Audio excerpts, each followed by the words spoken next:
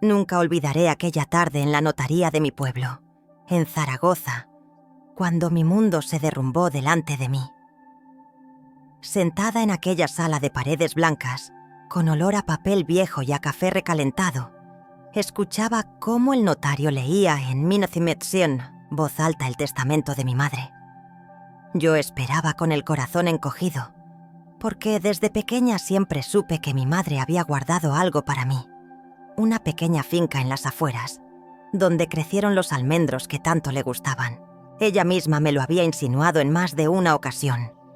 «Hija, lo nuestro no será mucho, pero tendrás tu rincón para vivir en paz cuando yo no esté». Sin embargo, lo que oí en esa sala fue muy distinto. El notario, con tono seco, mencionó únicamente a mis 2 hermanos, Javier y Antonio. Todo, absolutamente todo, pasaba a sus nombres. La casa de la familia, las tierras, las cuentas bancarias, hasta los muebles antiguos que llevaban generaciones en casa. Yo, que era la hija mayor, la legítima, la que había cuidado de mi madre en sus últimos años de enfermedad, no aparecía en aquel documento más que como una simple testigo de la herencia. Me invadió una mezcla de incredulidad y rabia. El silencio de la sala se volvió ensordecedor, solo roto por el roce de los papeles que el notario colocaba en la mesa. Miré a mis hermanos, que evitaban mi mirada, con un brillo de triunfo mal disimulado en los ojos. Fue entonces cuando me atreví a preguntar con la voz entrecortada: «Perdone, señor notario, ¿no hay ninguna mención a mi nombre? ¿Nada a mi favor?» Él, sin levantar apenas la vista de los documentos, respondió con frialdad: «Señora María del Carmen, según el testamento registrado, su madre dejó todo a nombre de sus hijos varones. No consta nada a su favor». En ese momento sentí un nudo en la garganta tan fuerte que apenas podía respirar. ¿Cómo podía ser posible? ¿Acaso mi madre me había olvidado? Yo, que había pasado noches enteras velando su sueño, que había dejado mis trabajos para estar a su lado, que había soportado las críticas de mis vecinos por dedicarme únicamente a ella. Javier se inclinó hacia mí y murmuró, con esa sonrisa irónica que tantas veces había utilizado en mi contra: «Ya ves, hermana, mamá siempre supo quién llevaba el apellido con más orgullo. Antonio, más reservado pero igual de cruel», añadió. «No te preocupes, Carmen, que algo encontraremos para ti. Quizá alguna fotografía vieja o un jarrón». Sentí que las piernas me temblaban. El suelo bajo mis pies parecía desvanecerse y por un instante tuve miedo de desmayarme ahí mismo, delante de todos. El notario carraspeó, como si quisiera acabar cuanto antes, y pidió que firmáramos los papeles de conformidad. Yo, aturdida, miraba mi nombre escrito en letras pequeñas, apenas como una sombra en aquella herencia que me había borrado de la historia de mi familia. Salí de la notaría con un frío intenso recorriendo mi cuerpo, aunque era pleno verano. El sol de julio caía implacable sobre las calles estrechas, la gente reía en las terrazas, los niños jugaban al balón en la plaza, pero para mí todo parecía distante, ajeno, como si caminara en un sueño del que no podía despertar. Me refugié en una cafetería cercana, pedí un café con leche que apenas pude probar y rompí a llorar. Las lágrimas corrían sin control, mezclándose con el sabor amargo del café. Sentía que no solo había perdido una herencia, sino también la dignidad y el reconocimiento de una madre a la que había amado con todo mi ser. En aquel instante, una pregunta martilleaba en mi cabeza. ¿Por qué? ¿Por qué yo, la hija legítima, había sido borrada de esa manera? ¿Dónde estaban los documentos que alguna vez mi madre me mencionó? Porque yo estaba segura, tan segura como de mi propio nombre, que ella había dejado algo para mí. Ese día marcó el comienzo de mi caída en un pozo oscuro de dudas, rabias y silencios familiares. Y aunque con el tiempo la vida siguió su curso, Aquella herida permaneció abierta durante años. No sabía entonces que la respuesta, la verdad que cambiaría todo, estaba escondida en una simple carta, oculta en un cajón polvoriento, esperando el momento de salir a la luz. Una carta de mi madre, escrita con su puño y letra, que revelaría la traición y el engaño que habían tejido mis propios hermanos a mis espaldas. Pero eso yo lo descubriría mucho después. Me llamo María del Carmen, aunque todos en el Lotus Sion Sloum barrio siempre me han llamado simplemente Carmen. Nací en Zaragoza hace más de 60 años, en un piso pequeño de techos altos en el barrio de San Pablo, donde las paredes eran tan frías en invierno que teníamos que dormir con varias mantas de lana tejidas por mi abuela. Mi infancia estuvo marcada por la sencillez, por las estrecheces de una familia que vivía del esfuerzo diario y de la unión que, al menos en apariencia, nos mantenía de pie. Mi padre era ferroviario, un hombre de manos callosas y voz fuerte, que pasaba más tiempo en las vías que en casa. Apenas tengo recuerdos de él riendo. La mayoría son de su seriedad, de sus silencios largos con un cigarrillo apagado entre los dedos, y de su manera brusca de corregirnos cuando nos salíamos de lo que él consideraba correcto. Falleció joven, cuando yo apenas tenía 16 años, y fue mi madre, doña Pilar, la que cargó con todo el peso de la familia.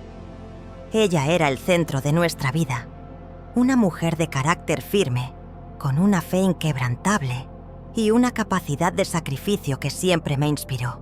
Cocinaba guisos que olían a hogar, a puchero con garbanzos y chorizo, amigas aragonesas los domingos, a rosquillas dulces en las fiestas del Pilar. Recuerdo su delantal siempre manchado de harina, su voz canturreando coplillas mientras fregaba los platos y la manera en que me acariciaba el pelo cuando las noches se hacían demasiado largas. Yo fui la primera hija, la que llegó para darle a mi madre compañía mientras mi padre se ausentaba en sus viajes de trabajo. Quizá por eso crecí con la sensación de que entre nosotras había un lazo invisible, más fuerte que con mis hermanos. Javier nació 3 años después y Antonio 5 más tarde. Ambos eran los consentidos de mi padre, que siempre tuvo predilección por los varones, como si perpetuar el apellido fuera más importante que reconocer el esfuerzo de su hija mayor. Desde niña asumí responsabilidades que no correspondían a mi edad. Mientras mis amigas jugaban en la calle, yo aprendía a cuidar de la casa, a pelar patatas, a hacer la compra en el mercado de San Vicente de Paúl, a acompañar a mi madre cuando necesitaba fuerzas. Nunca me pesó. Al contrario, me sentía útil, necesaria. Y estaba convencida de que un día ella me recompensaría de alguna manera por toda esa entrega. Con los años, mis hermanos fueron tomando caminos distintos. Javier, el mayor de los varones, se convirtió en empresario gracias a un matrimonio conveniente con la hija de un comerciante de Zaragoza.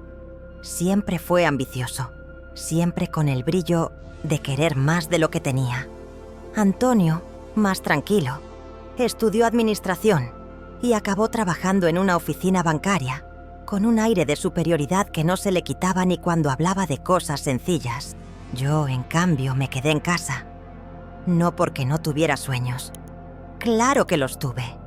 De ser profesora de literatura, de viajar a Madrid para ver teatros, de vivir en un piso pequeño con una biblioteca llena de libros. Pero esos sueños quedaron aparcados. La enfermedad de mi madre, que comenzó con dolores leves en las articulaciones y acabó siendo un desgaste total de su salud, me ató a ella de una manera irreversible. Recuerdo las tardes de invierno, cuando la arropaba en la cama, mientras la radio sonaba con canciones de Nino Bravo. Yo le frotaba las manos para darle calor, y ella me susurraba: «Hija, eres mi sostén, lo único que me mantiene en pie». Esas palabras eran mi mayor recompensa. No me hacía falta más.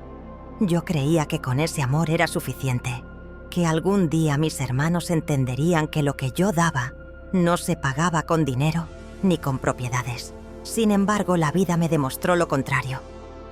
Cuando cumplí los 60, la enfermedad de mi madre ya se había agravado al punto de dejarla postrada en cama. Fueron años duros, de noches sin dormir, de médicos que entraban y salían de la casa, de recetas, calmantes y cuidados interminables. Mis hermanos, ocupados en sus negocios y compromisos, apenas aparecían en ocasiones puntuales. Navidad, cumpleaños, alguna visita rápida para cumplir. Todo el peso cayó sobre mí, y yo lo acepté como parte de mi destino. Con el tiempo, las murmuraciones de los vecinos empezaron a llegarme. Carmen se ha quedado sola. Tanta entrega y al final, ¿qué va a recibir? Los hermanos se llevan el mérito y ella solo la carga. No les hacía caso porque en mi interior tenía la certeza de que mi madre, en su último aliento, había dejado algo para mí. Lo había mencionado una vez, una noche en que el dolor no la dejaba dormir. Hija, no te preocupes, yo ya lo tengo todo arreglado. Tendrás lo tuyo.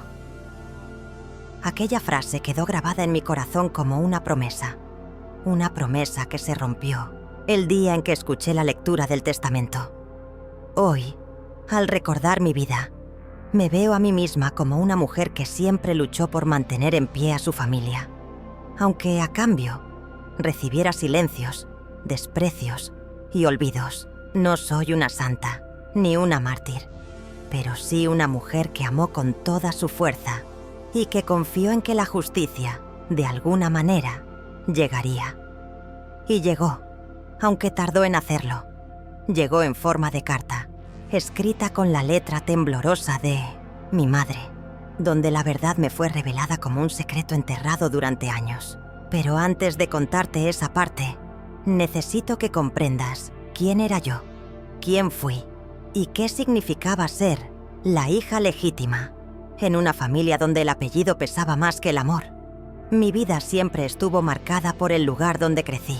No se puede entender mi historia sin entender el barrio, las calles, los olores y hasta las campanas que me acompañaron desde niña hasta convertirme en la mujer mayor que soy hoy. Vivíamos en un piso antiguo en el barrio de San Pablo, Zaragoza, en un edificio de escaleras empinadas que crujían con cada paso.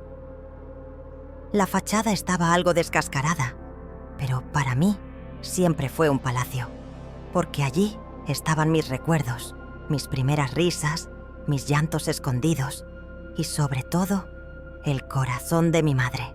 Desde nuestra ventana se veían los tejados rojizos y al fondo, en los días claros, las torres de la Basílica del Pilar que parecían vigilarlo todo como guardianas silenciosas. Las mañanas en casa tenían un ritual. Mi madre encendía la radio para escuchar los programas de la SER mientras preparaba el desayuno.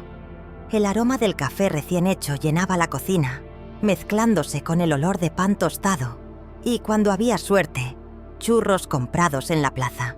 Yo solía despertarme con ese olor antes que con el ruido del despertador. Mis hermanos, más perezosos, se levantaban tarde, arrastrando los pies y quejándose por todo. Mi madre, doña Pilar, era la fuerza que mantenía unido aquel pequeño mundo. Era respetada por los vecinos porque siempre tenía una palabra amable y un consejo sabio. Aunque el dinero escaseaba, ella sabía hacer milagros con lo poco que había.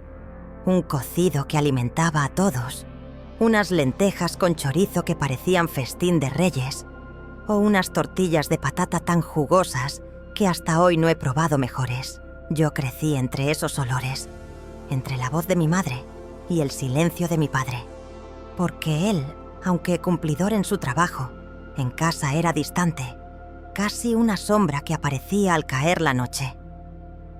Recuerdo el sonido de sus llaves en la puerta, el chirriar de sus botas gastadas y el chasquido del cinturón al colgarlo en la silla.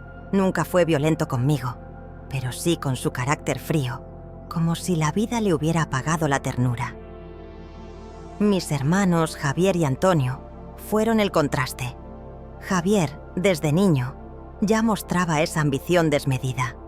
Si yo tenía una muñeca, él quería un cochecito mejor. Si Antonio recibía un libro de cuentos, él exigía una bicicleta. Siempre deseaba ser el centro. Y mi madre, quizás por evitar conflictos, muchas veces cedía. Antonio, en cambio, era más callado. Pero su silencio escondía una astucia que con los años se volvió aún más evidente. Era el que observaba, el que callaba, pero nunca olvidaba. En las fiestas del barrio, como la del Pilar, la calle se llenaba de luces y música. Mi madre me llevaba de la mano para ver los desfiles, los gigantes y cabezudos, mientras Javier desaparecía con sus amigos y Antonio se quedaba cerca de mi padre, imitando su seriedad. Yo adoraba esas fiestas porque me hacían sentir parte de algo más grande, parte de una tradición que se respiraba en cada rincón de Zaragoza. El olor a buñuelos, a vino derramado en las tabernas, el repicar de las jotas en las plazas, todo formaba parte de mi identidad. Con los años, cada uno tomó caminos distintos. Javier entró en los negocios gracias a su suegro, un comerciante que tenía varias tiendas de ropa en el centro. Desde que se casó con Isabel, una mujer elegante y altiva, se creyó superior a todos, incluso a nuestra madre. Antonio, más discreto, consiguió un puesto en un banco. Se convirtió en el orgullo del barrio porque vestía de traje y corbata, siempre con olor a colonia cara y aire de importancia. Yo, en cambio, permanecí en casa. A veces escuchaba los cuchicheos de los vecinos. Carmen se ha quedado para vestir santos, con lo guapa que era de joven y no se casó. Mira que dedicar su vida a cuidar de la madre.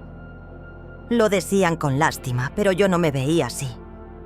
Yo estaba convencida de que mi papel era cuidar a mi madre, protegerla, estar a su lado en Tocentionat, la enfermedad. Mi corazón encontraba paz en su compañía, aunque reconozco que hubo noches en las que me dolía la soledad, cuando escuchaba a mis amigas hablar de sus hijos, de sus viajes, de sus maridos, y yo apenas podía hablar de medicinas, visitas al médico y recetas de cocina.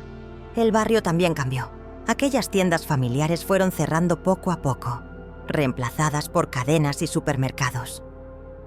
La panadería de Don Manuel, donde comprábamos barras de pan caliente, desapareció. La zapatería de la esquina cerró después de que su dueño enfermara. Yo veía cómo mi mundo se transformaba, mientras yo seguía anclada a las rutinas de mi madre. Aún así, había una certeza que me sostenía. Mi madre no me dejaría de lado. Siempre había mostrado gratitud en pequeñas cosas. Un beso en la frente, una caricia, una frase de reconocimiento. Nunca fue mujer de grandes palabras, pero yo sabía leer en sus gestos que apreciaba mi entrega. Esa certeza se rompió en la notaría aquel día en que todo quedó en manos de mis hermanos. Por eso el golpe fue tan devastador, porque no solo era perder bienes materiales, era perder el reconocimiento de una vida entera. Era ver cómo Javier y Antonio, los que menos habían estado al lado de mi madre en sus últimos años, salían beneficiados mientras yo quedaba borrada de la historia. Con los días que siguieron, empecé a observar las miradas de mis hermanos con otros ojos. Había en ellas algo más que indiferencia. Había cálculo, había secretos. Y entonces comprendí que la verdad no estaba en lo que se había leído en esa sala fría de notaría, sino en lo que se había escondido deliberadamente. Y esa verdad yo aún no la conocía. La primera señal de que algo no marchaba bien en relación con la herencia apareció mucho antes de aquella tarde en la notaría, aunque en ese momento no supe interpretarla. Fue unos meses antes de que mi madre falleciera, en una noche de invierno particularmente fría. Recuerdo estar en la cocina preparando una sopa de ajo, ese plato humilde que tanto le gustaba a mi madre. El olor del ajo frito con pimentón llenaba la casa, y yo tarareaba bajito mientras removía la cazuela. De repente escuché voces en el salón. Reconocí de inmediato la de Javier, mi hermano mayor. y la de Antonio, que habían venido de improviso. No era habitual que los dos aparecieran juntos, y mucho menos a esas horas. Me limpié las manos en el delantal y me acerqué, procurando no hacer ruido. La puerta estaba entreabierta y escuché claramente la voz de Javier. «Hay que dejarlo. Todo atado antes de que la cosa empeore. Mamá ya no está bien, y si no actuamos ahora, después puede ser demasiado tarde». Antonio, siempre más reservado, murmuró. «Pero Carmen está aquí todo el día. Ella se dará cuenta». Un silencio breve, seguido del chasquido de un mechero. Javier encendía un cigarrillo, un gesto que lo delataba siempre que estaba nervioso. «Carmen no entiende de papeles. Nunca se ha preocupado por esas cosas. Nosotros sabemos lo que conviene». Sentí un escalofrío recorriéndome la espalda. No comprendía del todo lo que tramaban, pero había algo en su tono que me inquietaba. Entré en el salón con una sonrisa forzada y fingí no haber escuchado nada. Ellos se callaron de golpe, como si los hubiera sorprendido en algo indebido. «Vaya, qué sorpresa», dije. «¿A qué debo vuestra visita?» Antonio bajó la mirada, mientras Javier, con esa seguridad que siempre lo caracterizó, respondió. «Nada, hermana. Veníamos a ver cómo estaba mamá. ¿Acaso no podemos preocuparnos?» Pero yo conocía esa voz. Esa manera de torcer las palabras me había acompañado desde la infancia. No era preocupación lo que traían, sino un plan que yo aún no alcanzaba a descifrar. Aquella noche, cuando llevé la sopa al cuarto de mi madre, la encontré pálida, más cansada que de costumbre. Me senté a su lado y le di de comer despacio, cucharada a cucharada. En un momento me miró con los ojos húmedos y dijo casi en un susurro: «Hija, hay cosas que no puedes controlar, pero confía en mí, yo he dejado todo claro». Quise preguntarle más, pero ella cerró los ojos como si el peso del cansancio la hubiera vencido. Esa frase quedó grabada en mi mente como un enigma. Con el paso de las semanas, empecé a notar pequeños detalles extraños. Carpetas que desaparecían de la cómoda del salón, cajones revueltos, documentos que ya no estaban donde mi madre solía guardarlos. Una tarde incluso encontré a Javier saliendo del cuarto de mi madre, con un fajo de papeles bajo el brazo. «¿Qué haces ahí?», pregunté con voz firme. Él se giró lentamente, con una sonrisa sarcástica. «Nada que no me corresponda». Mamá me pidió que revisara unas cosas. No insistí, pero algo dentro de mí se quebró. Sentí que estaban moviendo piezas a mis espaldas, que las paredes de esa casa que siempre había sentido como un refugio empezaban a volverse hostiles.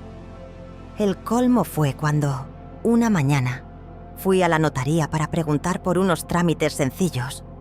Lo hacía con frecuencia para acompañar a mi madre en sus gestiones. Y el secretario me miró con extrañeza.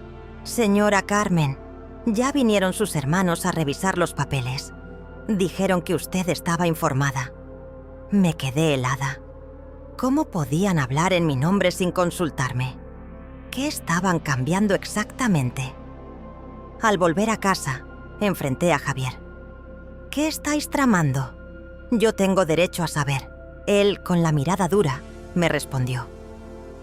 «Tienes derecho a cuidar de mamá, nada más». Antonio, desde la cocina, añadió con voz apagada. «No busques problemas, Carmen. Las cosas están decididas». Ese día comprendí que la primera grieta en nuestra familia ya era un abismo.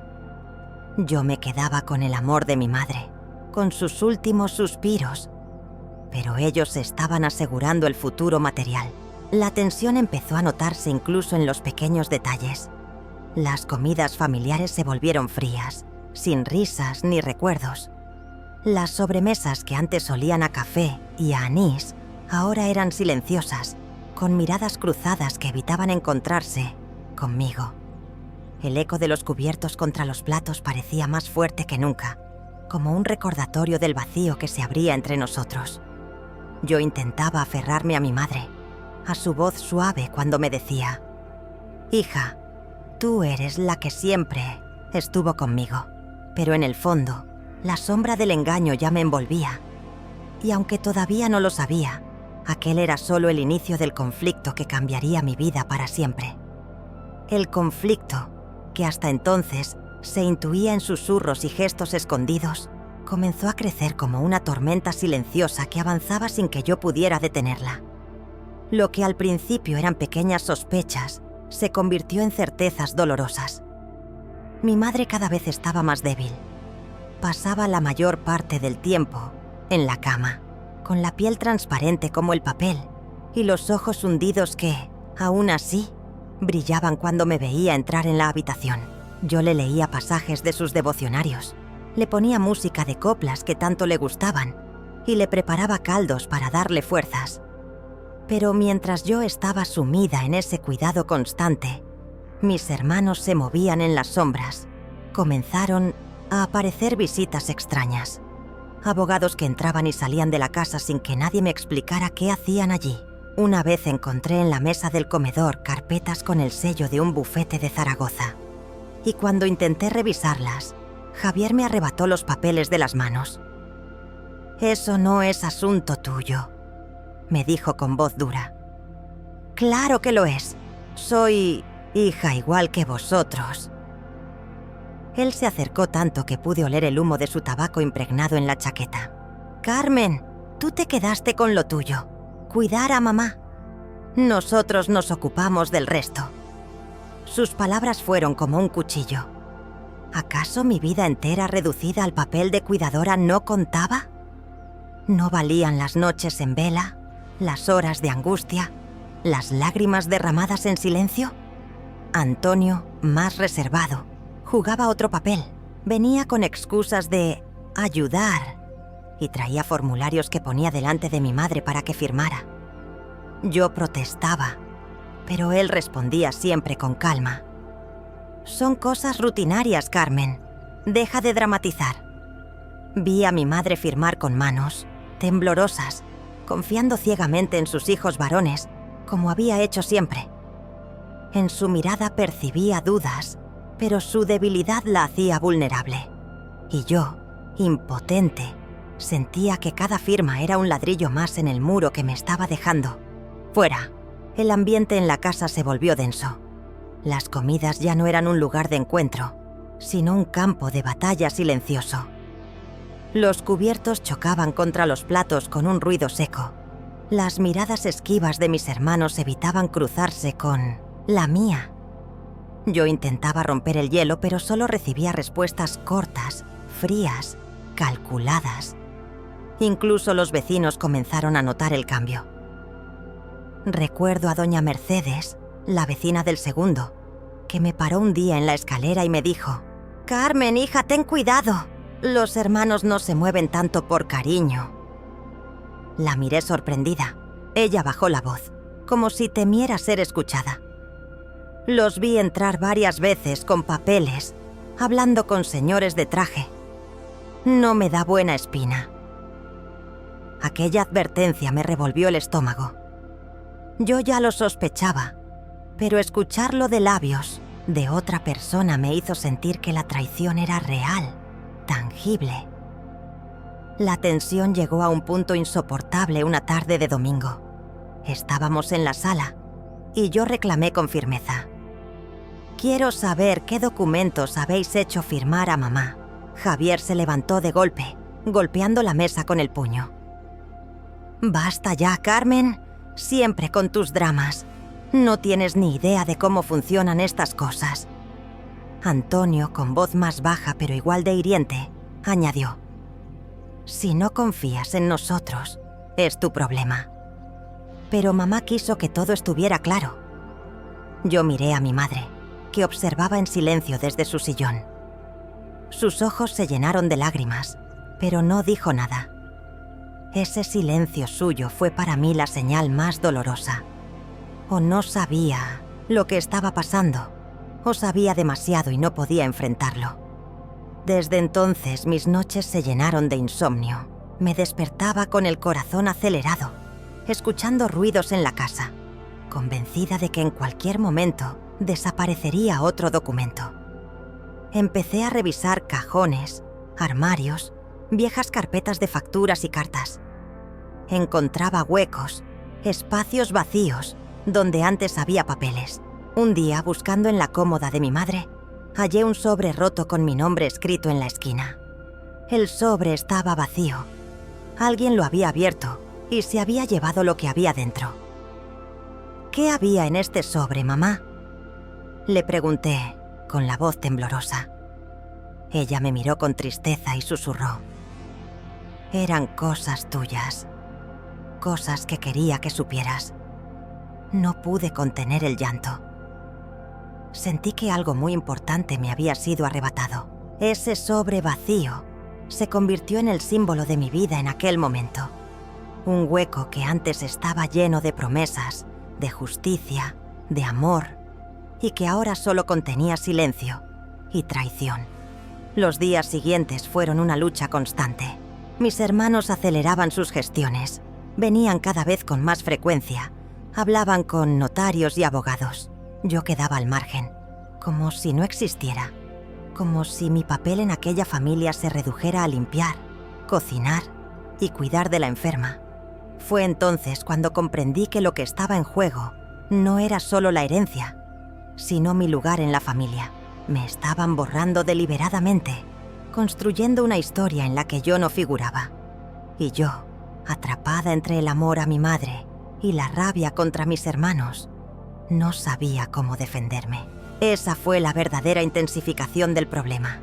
La certeza de que algo oscuro se tramaba a mis espaldas y que yo estaba sola frente a todo. La mañana en que decidí hacer algo, amaneció con un cierzo frío que barría las calles de Zaragoza y levantaba las hojas secas como pequeños remolinos dorados. Me miré en el espejo del pasillo y apenas me reconocí. Ojeras profundas, el cabello recogido de cualquier manera, esa expresión tensa que se instala cuando el dolor se alarga demasiado. Me puse el abrigo gris, guardé en el bolso una libreta de tapas duras, mi vieja costumbre de anotar todo, y salí de casa con un objetivo que, aunque no tenía del todo claro, sentía urgente. Necesitaba saber qué habían hecho y cómo deshacerlo. El primer lugar al que fui fue la notaría donde semanas atrás habían leído el testamento. El edificio olía a madera encerada, a papel viejo y a café. En la recepción, una joven con gafas redondas me atendió con una amabilidad distante. Buenos días. Vengo a solicitar copia de cualquier documento en el que mi madre, doña Pilar, haya firmado en los últimos meses. Soy su hija, María del Carmen. La recepcionista tecleó mi apellido, alzó una ceja y con voz neutra respondió: Lo siento, señora.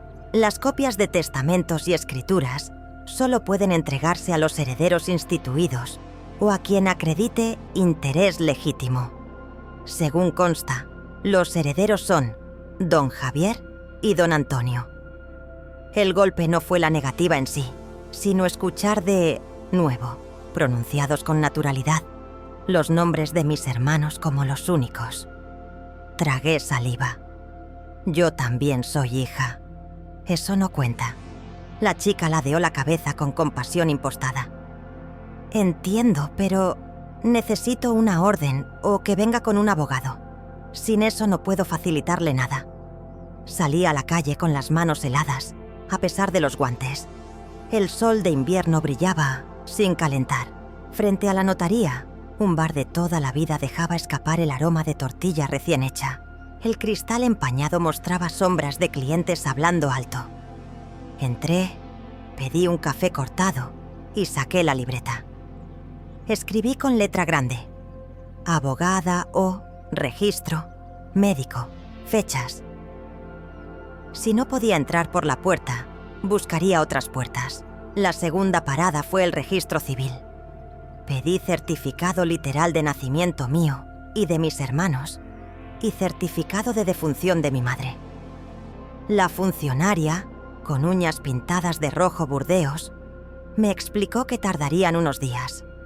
Anoté el número de expediente y seguí. Después fui al registro de la propiedad. Quería saber qué inmuebles figuraban a nombre de mi madre y si se habían hecho cambios recientes.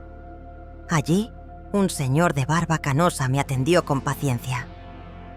Puede solicitar notas simples de las fincas donde su madre conste como titular. Pague estas tasas y vuelva mañana.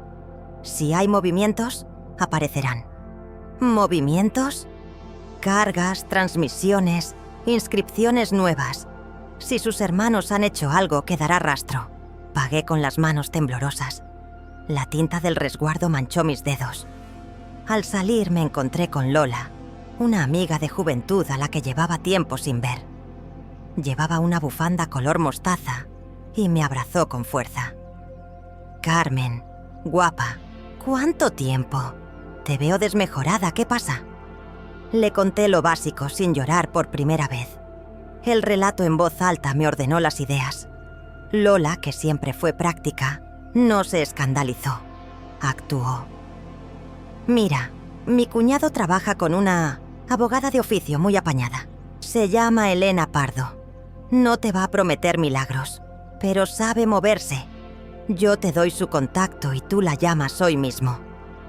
Apunté el número en la libreta como si fuera un salvavidas. Antes de despedirnos, Lola me miró con esa seriedad que se reserva a las amigas de verdad. No vayas sola a las citas. Yo te acompaño si hace falta.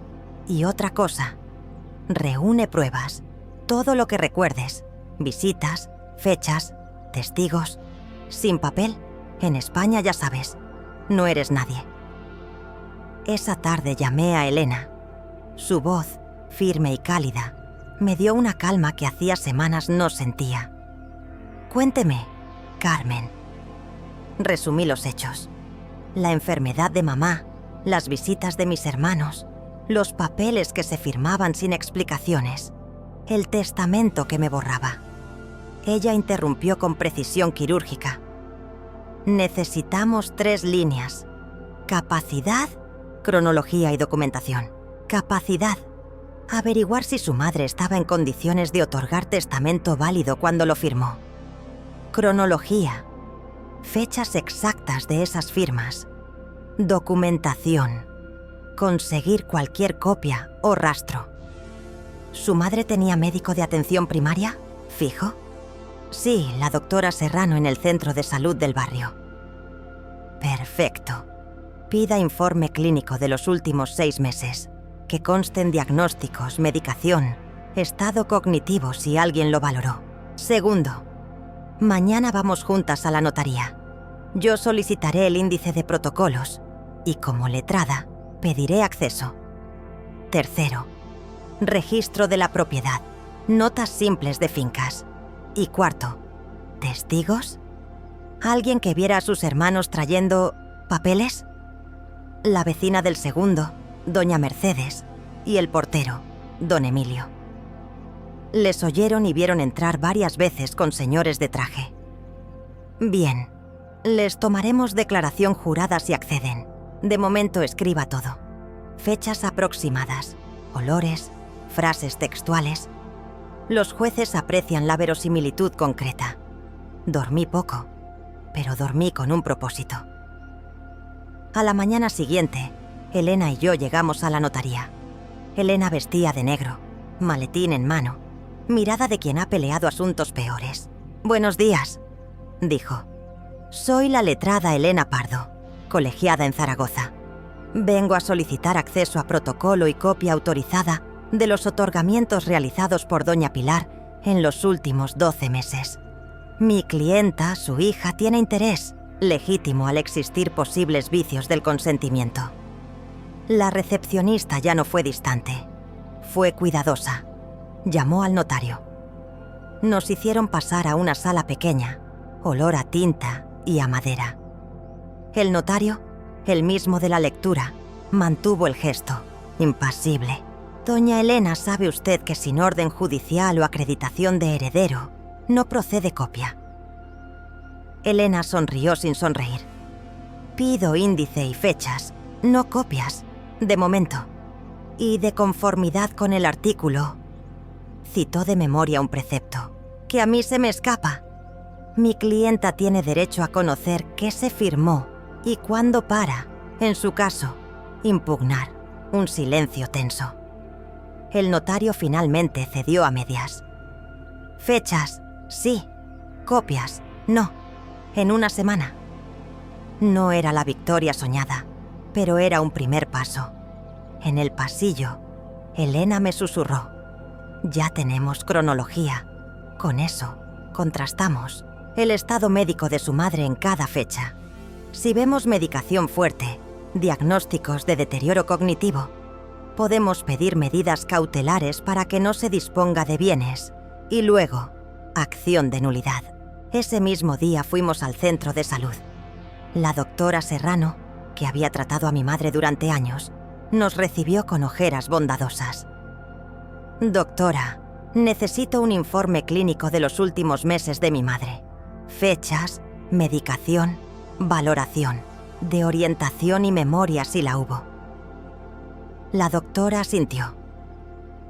Su madre tuvo delirios intermitentes los últimos 2 meses. Cambiamos medicación varias veces. Lo reflejaré por escrito.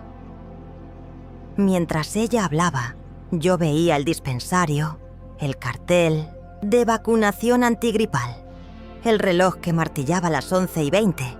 Sentí por primera vez que no estaba loca. Había algo objetivo que podía sostener mi verdad. Salimos con el compromiso del informe para el viernes. Fuimos luego al registro de la propiedad a recoger las notas simples. El funcionario de barba, Cana, nos entregó 3 folios con sellos azules. Aquí consta una vivienda en San Pablo y una finca rústica con almendros. Hay anotación de testamento otorgado hace 3 meses. Y atención, una donación condicionada firmada 2 semanas antes del fallecimiento. Elena alzó la vista. ¿Donación? Sí, de la finca rústica a favor de don Javier, con reserva de usufructo para su madre. Aquello me atravesó. Los almendros. Mi madre me había prometido ese rincón de paz.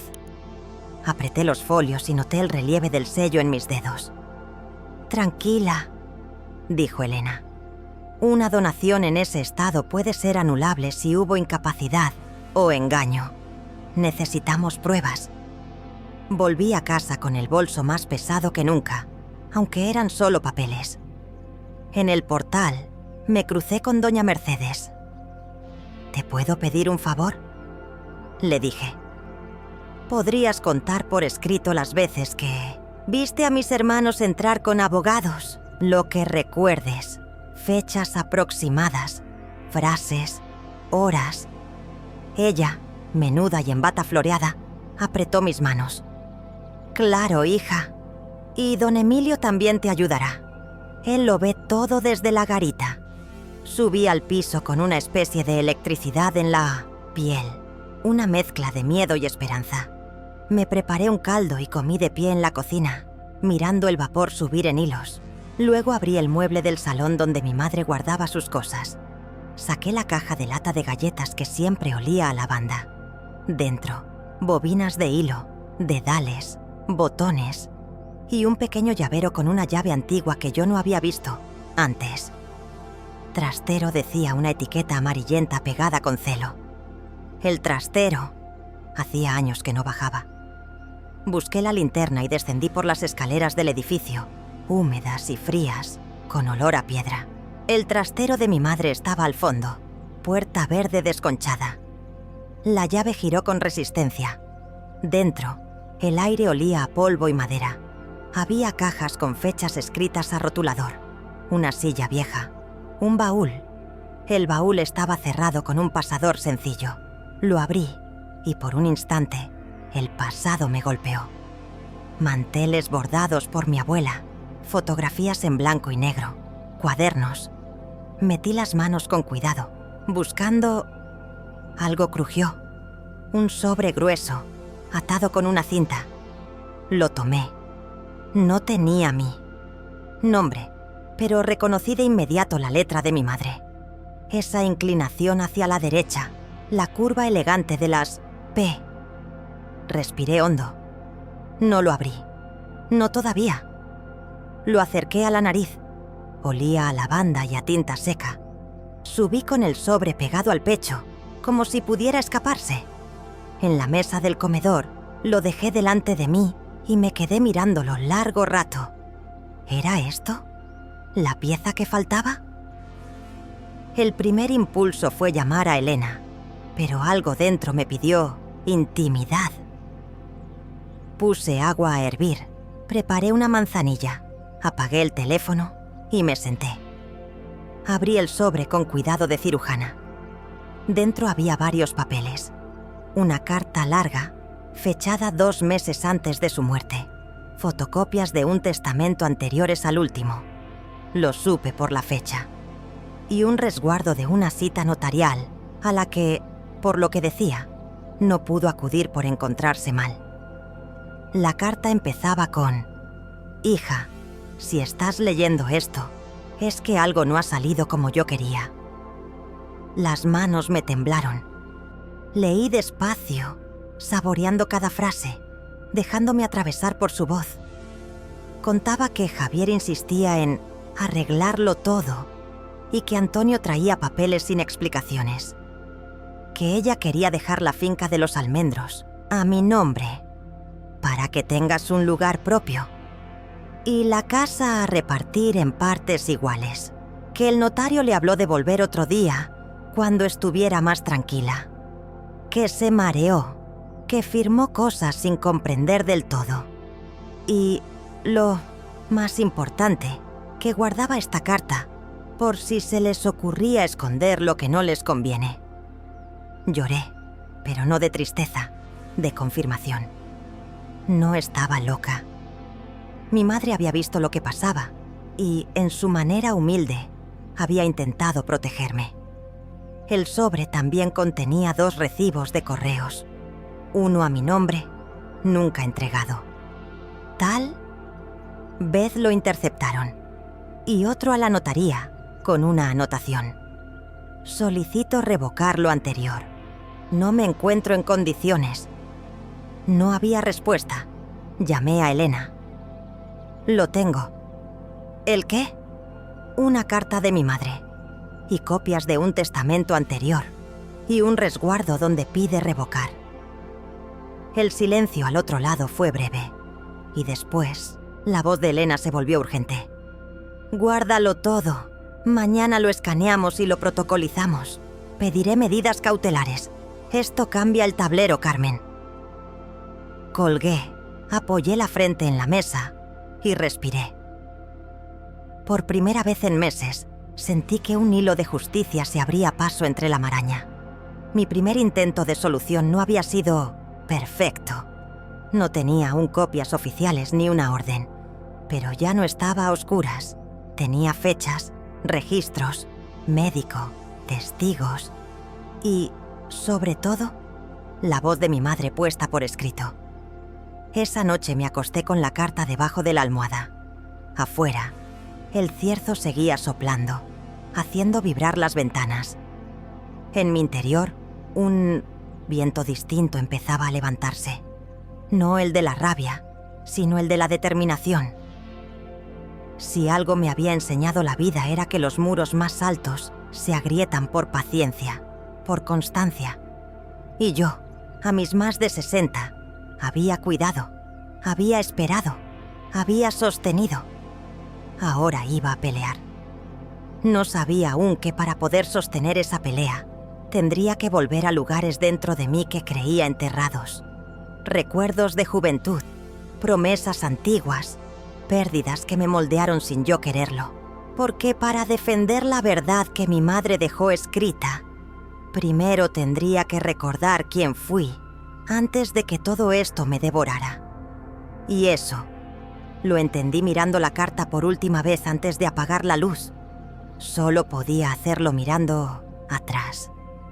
Esa noche, mientras intentaba dormir con la carta de mi madre bajo la almohada, el pasado vino a mí con una fuerza inesperada. Cerré los ojos y de pronto ya no estaba en la cama de mi piso en Zaragoza, sino en aquella plaza del Pilar de mi juventud, cuando todo parecía posible. Yo tendría unos 20 años. Era verano y la ciudad olía a calor, a piedra caliente, bajo el sol, a helados que se derretían demasiado rápido en las manos de los niños. Mis amigas y yo habíamos ido a la feria, vestidas con faldas ligeras y sandalias. Recuerdo las risas, el sonido de las atracciones, los caballitos de madera girando al compás de una música chillona. Y recuerdo a Luis, mi primer amor. Luis era un muchacho de ojos oscuros, aprendiz de carpintero, que vivía en la calle Delicias. Tenía las manos fuertes, siempre manchadas de serrín, y una manera de mirarme que me hacía sentir única, como si yo fuera la única mujer en todo Zaragoza. Aquella noche, bajo las luces de colores de la feria, me ofreció una manzana de caramelo. Yo la tomé, riendo, y nuestras manos se rozaron. Fue suficiente para que mi corazón latiera como si quisiera escapar de mi pecho. Durante meses, vivimos un romance de juventud que aún hoy me acompaña. Paseábamos por la ribera del Ebro. Tomábamos café en bares pequeños donde el humo de los cigarros formaba nubes densas. Y soñábamos con un futuro juntos. Él hablaba de abrir un taller propio, de construir muebles con su nombre. Yo le contaba mis sueños de ser profesora, de leer en voz alta a los niños, de enseñarles a amar las palabras.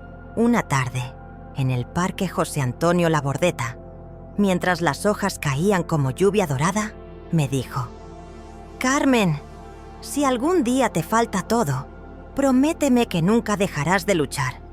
No importa quién intente apagarte. Siempre tienes que pelear por lo que es tuyo». Esas palabras, que entonces me parecieron solo un arranque juvenil, resonaban ahora en mi memoria como un eco profético. Luis murió joven, en un accidente de tráfico con apenas 25 años. La noticia me golpeó como un mazazo. Estuve semanas sin querer salir de casa, con la sensación de que me habían arrancado un pedazo de alma. Pero aquellas palabras, si algún día te falta todo, pelea, se grabaron en mí como un tatuaje invisible. Al recordarlo, entendí que la fuerza que necesitaba para enfrentar a mis hermanos no era nueva. Estaba dentro de mí desde entonces, desde que sobreviví a aquella pérdida. El dolor me había enseñado a resistir, a recomenzar incluso cuando todo parecía acabado. También recordé a mi madre en esos años. Ella siempre decía: «La vida no es justa, hija, pero hay que caminar con la cabeza alta». Y así lo hice cuando rechacé a varios pretendientes que mis vecinas me traían, convencidas de que una mujer sola no es nada. Yo nunca quise casarme solo por conveniencia. Después de perder a Luis, supe que no podía entregar mi vida a cualquiera. Me quedé sola, sí, pero con dignidad. Esa dignidad era la misma que me empujaba ahora, décadas después, a no aceptar que me borraran de la historia de mi propia familia. Los recuerdos de mi juventud, con sus luces y sus sombras, me daban una certeza. Ya había sobrevivido antes a la pérdida y podía sobrevivir ahora a la traición. Aquella madrugada, mientras el cierzo golpeaba las ventanas, abrí la libreta y escribí una frase que me salió del alma. No me van a borrar. Mi voz es mi herencia y no la van a silenciar. Con lágrimas en los ojos, cerré la libreta y apagué la luz.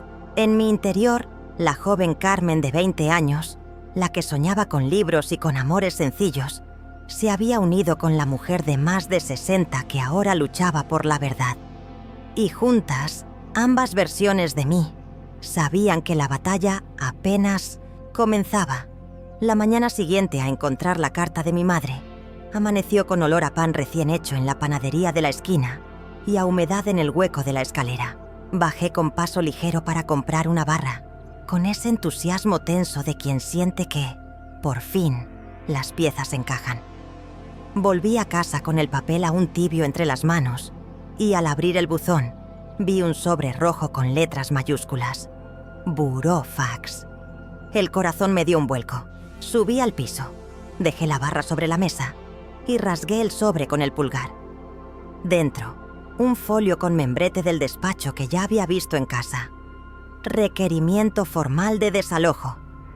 Decía, en lenguaje de abogado, que yo estaba ocupando la vivienda a título precario, que mi madre había dispuesto la atribución de la casa a mis hermanos y que debía entregar las llaves en 15 días o asumir acciones legales.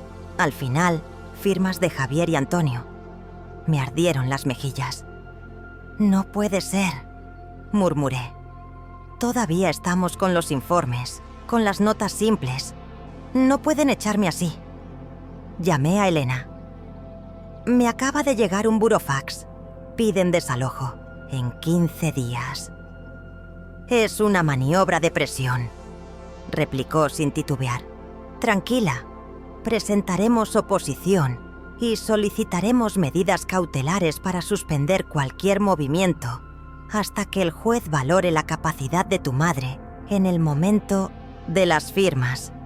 Pero escucha, desde ahora no firmes nada, no entregues llaves, no te vayas», acepté con un suspiro largo. Mientras colgaba, el timbre de casa sonó como un disparo. Abrí. Eran Javier y Antonio. Traían esa mezcla de colonia cara y tabaco que me resulta insoportable.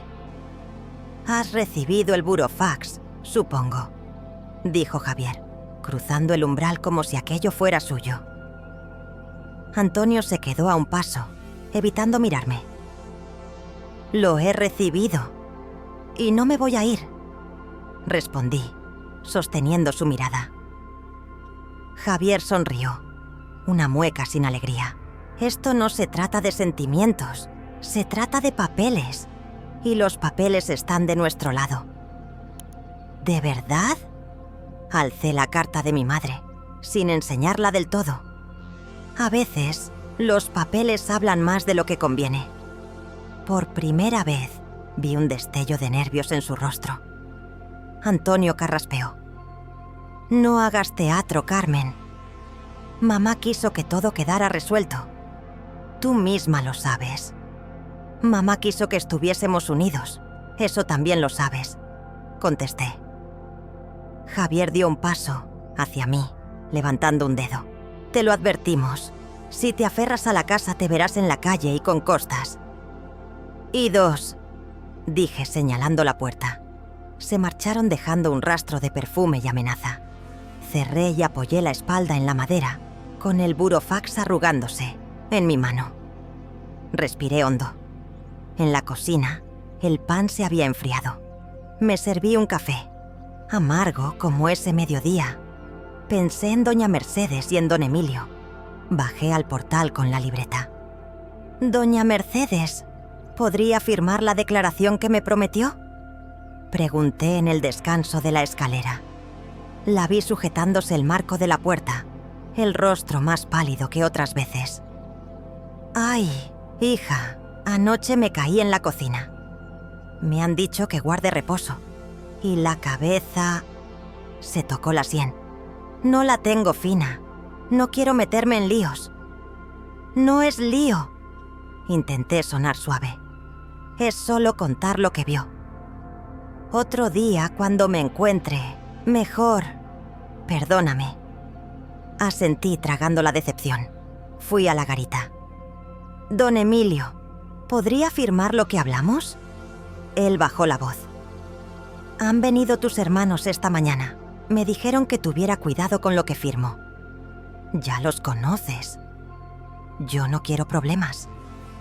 «Entiendo», dije, y no lo entendía. Salí a la calle con la libreta cerrada como quien guarda una herida. El cierzo levantaba papeles secos.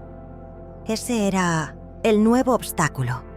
Mis testigos se deshacían como arena entre los dedos, por miedo o por cansancio, y no era el único. A media tarde sonó el teléfono. Era el centro de salud.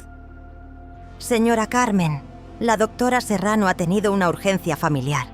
Estará de baja unos días. El informe que pidió tardará más». «¿Más cuánto?». «No, sabría decirle. Le avisaremos». Miré el techo como si la respuesta estuviera escrita en las grietas. El eslabón más importante para demostrar la capacidad de mi madre. Suspendido. Respiré. Conté hasta 10 y volví a llamar a Elena. Los testigos se me caen. La doctora está de baja. Es normal, dijo con calma. La gente se asusta y la burocracia es lenta. Por eso pide historial clínico por registro, no solo informe. Derecho de acceso a historia de paciente fallecido para familiares directos. Te lo darán aunque tarde. Y si falta la doctora, lo firma el director médico. Anoté cada palabra. Al colgar fui al mueble del salón y saqué el sobre de mi madre. Lo dejé sobre la mesa y decidí escanearlo todo en la copistería de la esquina. Metí los documentos en una carpeta de plástico y salí.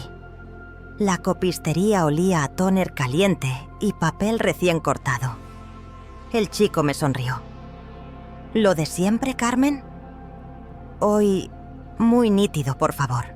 Mientras el escáner pasaba la luz por la carta, vi a través del cristal la línea curva de las P de mi madre, como si la vida se reescribiera. Pedí 2 copias y un pendrive con los archivos. Cuando volví a casa, al meter la llave, me encontré con la cerradura dura. Alguien había forzado. Entré con el corazón en la boca. El salón tenía los cajones abiertos, las revistas por el suelo, la caja de lata fuera de sitio. Corrí a la mesa. El sobre ya no estaba. Me quedé quieta, oyendo mi propia respiración como si fuera la de otra persona. Llamé a Elena con las manos frías.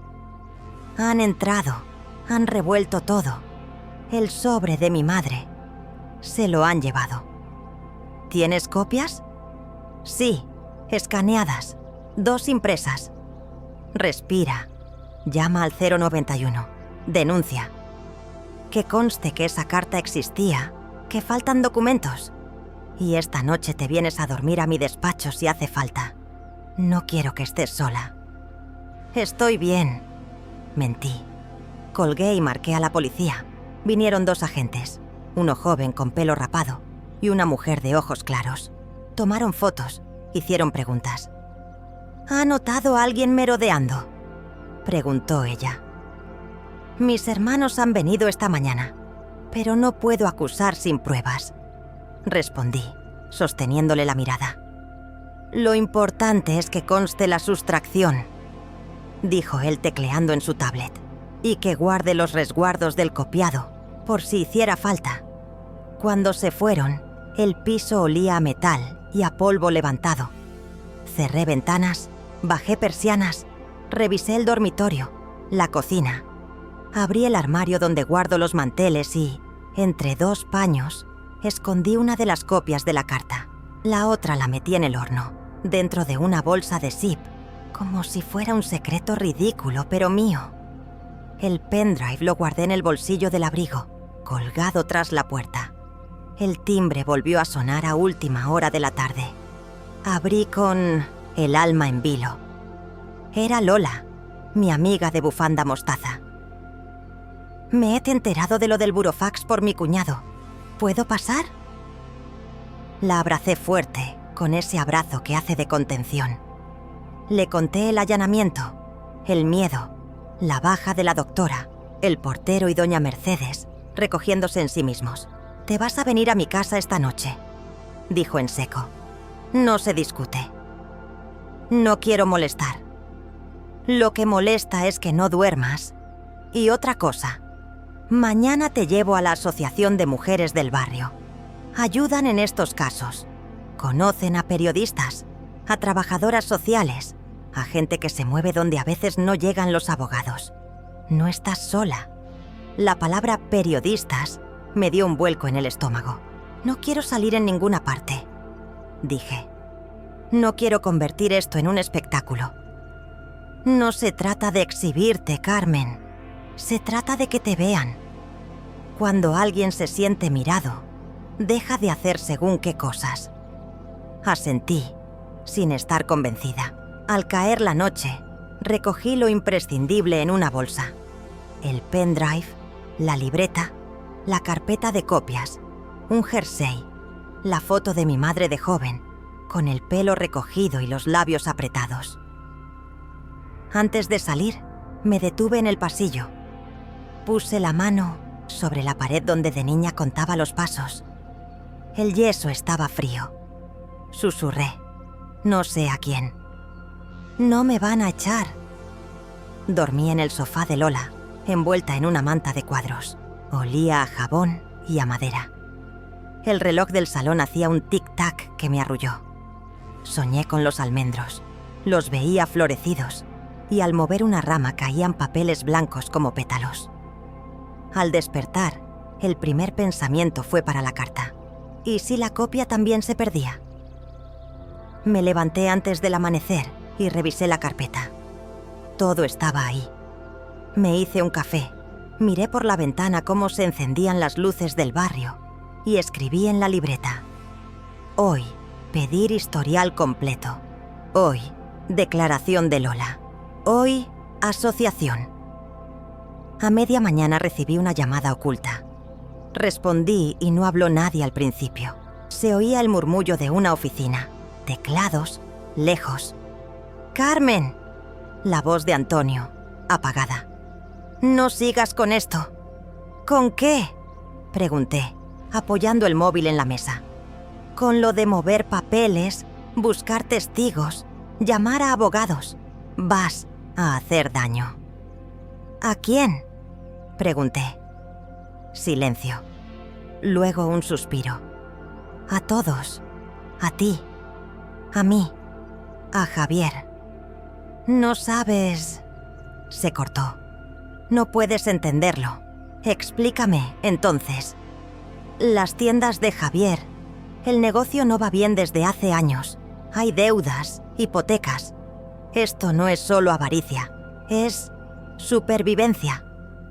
Por un segundo vi a mi hermano pequeño como cuando era niño, con la rodilla pelada y miedo de un examen. Se me ablandó una esquina del alma. ¿Y la mía? Pregunté despacio. ¿Mi supervivencia no cuenta? ¿La de mamá cuando os pedía que no la marearais con papeles? Cuelgo, dijo. Ten cuidado. La línea se cortó con un zumbido. Me quedé mirando el teléfono, sintiendo esa mezcla extraña de rabia y compasión. El villano de mi historia resultaba ser también un hombre acorralado. Humanizar a quien te hiere no quita dolor, pero evita el veneno. A las 12, Lola me esperaba en la puerta de la asociación. Un local sencillo, con pósters de talleres de alfabetización digital, paredes color crema y olor a café de termo. Nos recibió Teresa, una mujer de pelo corto y gafas, que escuchó en silencio, tomando notas. Podemos ayudar con acompañamiento a registros, con mediación, con difusión si fuera necesario, dijo. Pero también te voy a preguntar algo. ¿Estás dispuesta a aceptar ayuda? No me respondas ahora. Piénsalo. Hay mujeres que prefieren pelear en solitario y se desgastan. Aquí nadie te va a mandar. Decides tú. Sentí un nudo en la garganta. La palabra ayuda me pesaba. Toda mi vida había sido la que sostiene, la que cuida, la que no pide. ¿Sabría dejarme sostener? Salimos a la calle con folletos en la mano. El sol de mediodía caía oblicuo sobre las baldosas. El bar de la esquina soltaba el olor a calamares a la romana. Un niño pedía un helado. Una mujer arrastraba un carrito de la compra. La vida seguía, ajena a las pequeñas guerras. Mañana, a primera hora, vamos al hospital a solicitar el historial clínico, dijo Lola. Y por la tarde, declaramos nosotras, las dos, lo que hemos visto, aunque tiemble el pulso. Asentí. Caminamos despacio. Al pasar por la Basílica del Pilar, me paré unos segundos. No soy de rezar en voz alta, pero levanté la vista a las torres y pensé en mi madre, en su letra curvada, en sus manos finas, en su cansancio.